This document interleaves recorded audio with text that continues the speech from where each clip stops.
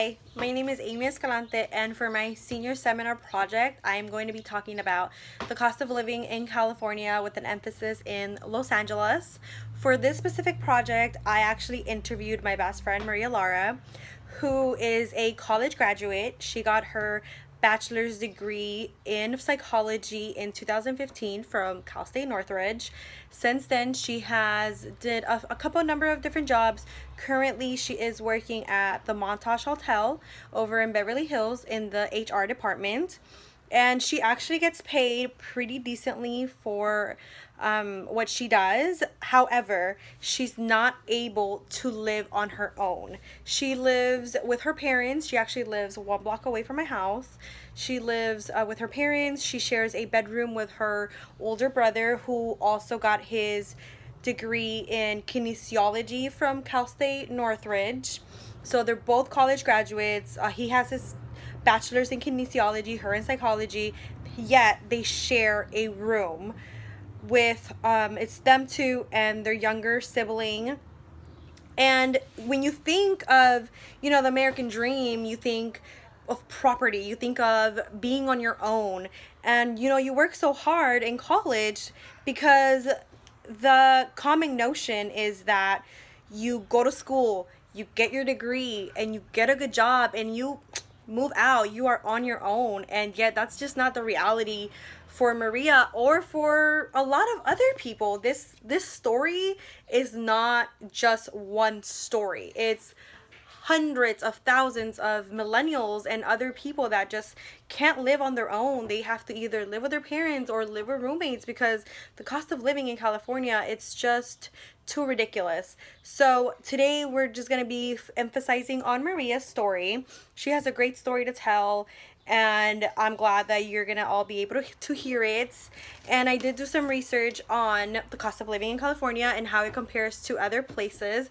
In California, in Los Angeles, you have to make a minimum of $74,371 to be able to live on your own as a single individual.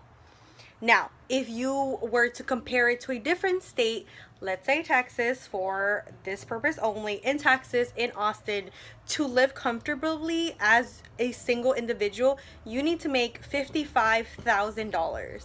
That is a $20,000 difference from one state to the next. And Texas isn't like, a small, like, state, like God knows where. No, it's a huge state and it has a lot to offer, yet it's so much cheaper than it is here in California. And yeah, California has great weather. It has beaches nearby. You could do snowboarding and surfing in the same day, but is it worth that much money to where you're living with your parents, you're living with all these roommates, you have multiple jobs for what? You don't work hard to pay for something where you're never at because of how expensive it is. Like, that's not a way to live your life. So, as I said, this project will emphasize on Maria, on her story, on the cost of living of California, and the reality of people's circumstances. I hope you enjoy it. Have a great day.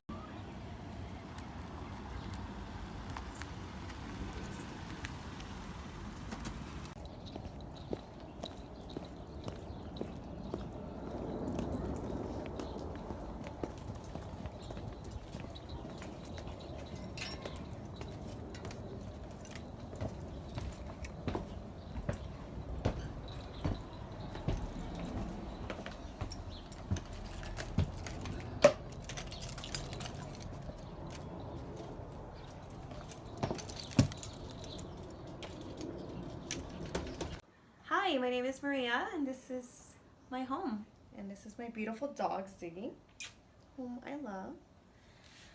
So let me tell you a little bit about myself. I'm 26 years old. I graduated from Cal State Northridge. I currently work in human resources at the Montage Hotel. Am currently thinking about going back to get my master's. And yeah, that's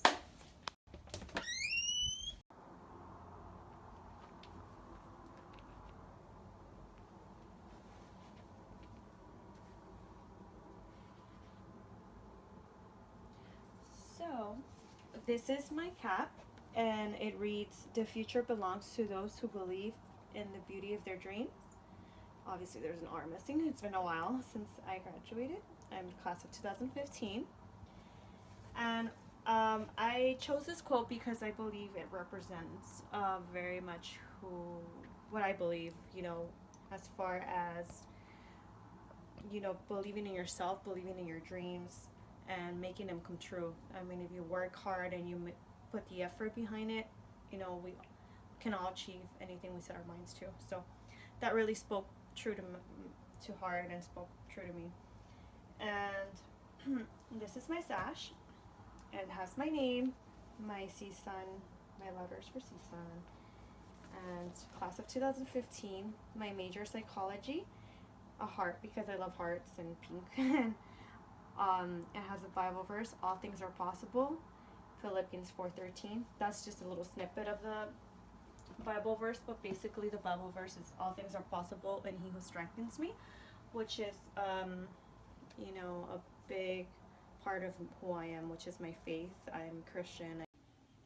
So as I mentioned, moving back home wasn't really in the cards for me. It's not exactly what I planned. After graduating, you have this idea that life begins and you're going to be successful, and the first thing you're going to do is get your own place and have all this money, but that really wasn't the case. I had to unfortunately move back home after my roommates left because they had to go back home, and what that meant for me was coming back to sharing rooms. I share a room with my older brother, and I share a bed with my younger sister, and it's just my reality with my family.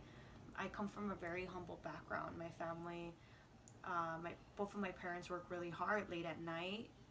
They are janitors. They both work overnight, and I saw their sacrifice, and that's why I was under the impression that I had to work twice as hard in school and succeed so that I could overcome those obstacles that they had to live with. And when I had to move back home, it was a big reality check because I couldn't afford to live on my own. And that's the reality here in LA. You can't just live on your own making the money that I make, And I would say that I make okay money, but even then, I'm still forced to live home, because I can't afford living on my own. And that's not ideally what you think about when you think of the American dream. That's not what my parents envisioned when I came here. So that was my incentive to want to look outside of LA, because I want to have that lifestyle that my parents fought so hard for me to